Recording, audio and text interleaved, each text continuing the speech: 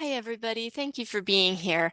This is a video about how to use the archives section of the Greene Connections Greene County, Pennsylvania Archives project.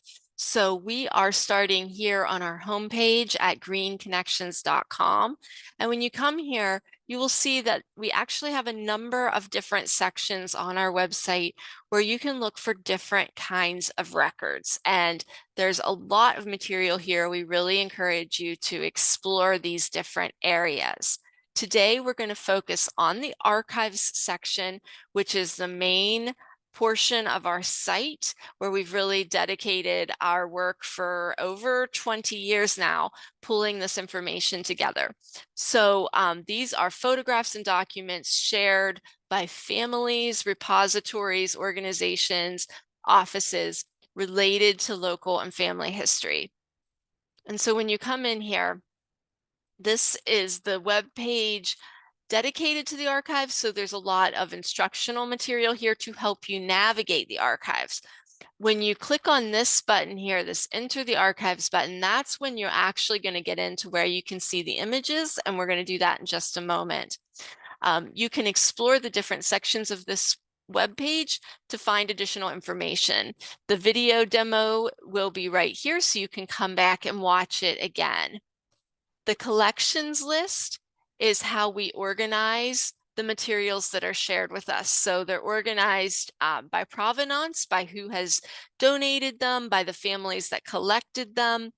We try to maintain original order when it exists. So if there's an album, we keep the album together. So you're going to see collection names, and then you're going to see series within the collections to help navigate that material. Collections are not limited to just the names that you see in these outlines. Those are just for the organizational structure. Families in the past, just like families today, collected images from family, friends, coworkers, classmates, military buddies, everybody that was a part of their lives. So these collections can include much more than just the names listed in the outlines. But this is a great way to explore if you know what collection you want to look at, or if you just want to kind of see what has been shared, you can enter the archives by clicking into any of these. And where there are lists that are not yet linked, those are in line for processing. So keep checking back, and those should light up as we get them added to the actual archives. The high resolution downloads section comes with a little demo video, and this just tells you how you can download high resolution images from the archives. This is something that our volunteers have to set up for each individual item. So this does take us some time. If you come across an item in the archives that does not yet have high resolution downloads, please send us an email. Let us know the item number or the link to the item you're interested in, and we will prioritize setting that up for you so that you can have that download available. Source citations. This is the only thing we ask when you use our images, is it's just a thank you for the first part, saying thank you to those who have shared their collections. This is entirely a free volunteer project, so giving a shout out to the people who allowed their collections to be scanned and posted, and a shout out to the volunteers who have done the cataloging and the description and the research to make these available. So you have the option to just copy and paste a source citation from any entry in the archives. You're going to see that every entry has a pre-written source citation you can copy and paste, but you can also customize that. If you are limited on space, we ask you to at least give a shout out to the project so that people know where to come back and learn more. And that, of course, is the second thing that really matters about source citations. It's for the integrity of your research. Images are not just illustrations, they are historical records, and they should be treated like any other source in your research. You want to say where you found it and why it's credible, and make that a part of your documentation. Searching the archives. So this is the part that we hope you'll bookmark and come back to, because this can save you a lot of time and help you to really find things. We have over 7,000 items in the archives right now, and probably at least that many or more to be added, with more coming in regularly. So you want to come here, and you can see we have some search tips here that you can click through to get some ideas. But even more importantly, we have two new features. We have a subject index where we are going through and creating tags for different items across the collections. So maybe you want to see the W&W Railroad, or maybe you want to find the Downey House in Waynesburg. Maybe you want to see something a little more just on the fun side, like hats, interesting hats people are wearing in Greene County history in the photos. So these are things we have tagged, and you can click on any of these to see search results tagged with these images. Now, please note that, again, this is a newer feature. We are working on this right now, but we have to go through all 7,000 images and make sure that the tags are loaded appropriately and correct. So this will take some time, so you may not get complete results, but this will give you an idea of what's there, and then you can do further exploration. On down, same kind of thing. We're working on a surname index. So here we are trying to highlight some of the family names that we're seeing. These lists are definitely not complete because there are hundreds of family names included. So we will continue to add more here. But this again gives you a shortcut and a way to search. So even if your family does not appear yet in the shortcut list, this is the formula: surname and the word family when you're searching the collections, so that you can continue to do those searches. And I'm going to show you how that works. But I really hope you will come and explore the things that have been laid out in these tags, because I think they can be a really fun way to search across the collections. The final tag the final section I'll show you here on this page are simply instructions for sharing your collections with us if you would like to do that. Though we do have a backlog, we often will be able to process new collections more quickly. So we do get new collections up fairly fast.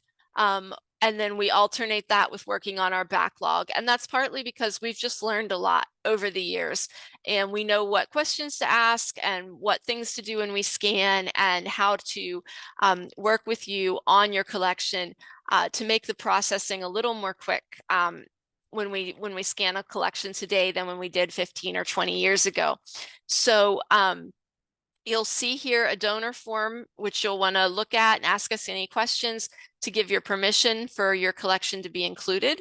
Again, we are a digital project, so you get to keep your physical collection unless you need a home for it. In that case, we can discuss that, but we don't require you to give us anything. You get to keep your collection. We are just making digital scans, and we always credit where they come from. So you can request a free scanning session to work with our volunteers, or you can follow these directions and talk to us about scanning and submitting the collection yourself. Okay, so now we're going to go back here and we're going to actually enter the archives. So when you enter the archives, you are coming into special cataloging software hosted by Catalogit. This is wonderful software created for museums and archives and similar repositories. So it is particularly for displaying these images. This search box up here at the top beside the word hub, this is where you can search across the actual images in these collections, and we'll demo that in just a moment. I'm just going to quickly show you what these categories here look like. First of all, added or updated is where the new things are posted. We do our best to keep this showing you things roughly in the last 30 days that have been added. And this way, if you visit the site often, you can come in and easily see what's new, what we've put up that you might not have seen yet. And you can click into any of these items to see the details. So when you click on an image, it's going to open. You can see this is the Greene County Fairgrounds around, well, it's actually dated 1913. And so this gives you a little bit of description. We always try to tell you what we can, and we're constantly researching these. So we know like that the grandstand was built in 1911. So we just have some fun facts there. As you scroll down, you can see the search terms that are in that subject index we just looked at: automobiles, carriages and coaches, pastimes, different things that are tagged that you can click. Here's where you can download the high resolution images. And then here's the really important provenance, telling you about where this came from. And this is part of an amazing collection from George David Jenkins, who was the Waynesburg Borough engineer in 1900 and the early part of the 1900s, doing great work in Waynesburg. So this is a really cool album. And as you go down, you can see here is the source citation that you can copy and paste to put into your records if you use that image. So lots of really cool information. And then you can actually use this little arrow to scroll through if you just would kind of like to take a tour of what else might be here. And then if we go back, the archives category is mostly documents. So you're going to have school catalogs, letters, family Bibles, funeral cards, baptism certificates, all kinds of different documents that have been shared. And they will work the same way, where you can click and read and download the information. And then if we go back here, cemetery records, very similar. We're working on scanning the WPA maps created in the 1930s, showing where the cemeteries were in Greene County at that time.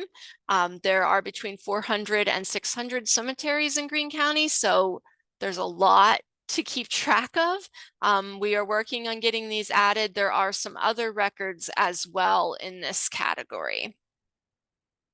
Objects is our smallest category. We don't do a lot of this, but if you do have a collection that we're scanning and you have a unique family heirloom that you would like us to photograph and tell the story of, we will try to do that and include that with your photo collection.